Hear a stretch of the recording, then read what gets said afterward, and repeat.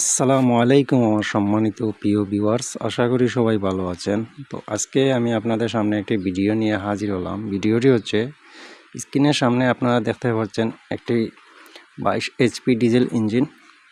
তো এই ইঞ্জিনের একটি সমস্যা এসে গেছিলো, আপনার যে রকার আর্ম শাফট যেটি আছে ওইটা ক্ষয় হয়ে গেছিলো এবং আপনার যে রকার আর্ম শাফটের যে টেপিটের যে বুশ আছে ওই বুশটি ভেঙে গেছিলো।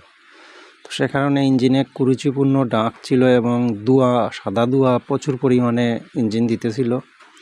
তখন আসার পর এটা খুলে দেখা হলো। তো সেক্ষেত্রে আমরা এখানে হেডও খুলে নিয়েছিলাম। হেডও একটু গ্রান করে দিয়েছি যাতে কম্প্রেশনটি একটু বেশি থাকে। আর এখন এই রকার সেট যেটা আছে ওইটা আমরা চেঞ্জ করে দিচ্ছি। চেঞ্জ করে দেওয়ার পর আমরা ইঞ্জিন স্টার্ট করব। আপনারা দেখবেন যে এরকম সমস্যাটি কি সমাধান হলো কিনা আপনারা দেখে যাবেন। তো এই ইঞ্জিনটির মধ্যে একটা সমস্যা আছে, হচ্ছে গিয়ে আপনার ইটের যে ময়লা আছে, যে গুঁড়াগুলো আছে ওইগুলো হেডের মধ্যে প্রবেশ হয়ে যায়। যে পাইপ দিয়ে এটা দূরে রেখে চালাতে হয়, না হলে কিন্তু আপনার ময়লাগুলো সেভ করা যায় না, হেডে চলেই আসে।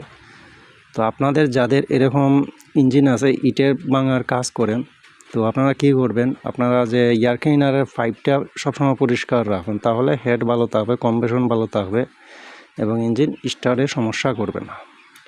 তো আমরা এখন ধীরে ধীরে সব কমপ্লিট করে নিচ্ছি।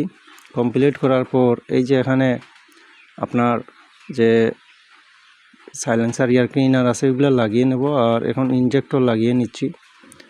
তারপরে আমরা এই ইঞ্জিনটি স্টার্ট করব। তো সমস্যাটি আপনাদেরকে আমি বলি কি হয়েছিল, আমি কিভাবে বুঝলাম এটা রকার বডি ভেঙে গেছে, রকার সেট। তো ইঞ্জিন সাদা ধোঁয়া দিচ্ছিল এবং ফক ফক করে শব্দ হচ্ছিল। তো সে কারণে বাটি খুলেই দেখতে পেলাম যে একটি রকার ভেঙে গেছে, এক সাইডের বুশ।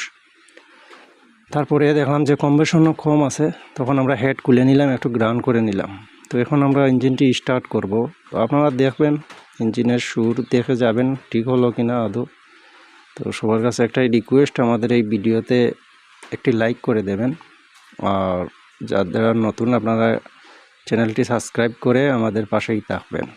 আর এখানে যে মেকানিক কাজ করতেছেন উনি হচ্ছেন আমার মামা। আমাদের সবার আগে উনি এই মেকানিক লাইনে কাজ করেন, আমাদের সবারই উস্তাদ। তো ওনার জন্য সবাই দোয়া করবেন। আর বর্তমানে উনি কাজ আর বেশি করেন না, ওনার নিজেরগুলাই করেন। আগে কিন্তু এরকম মেকানিকও ছিল না, আজ থেকে প্রায় 20-25 বছর আগের কথা আমি বলতেছি। তখন উনি কাজ করতেন এসব ডিজেল ইঞ্জিন।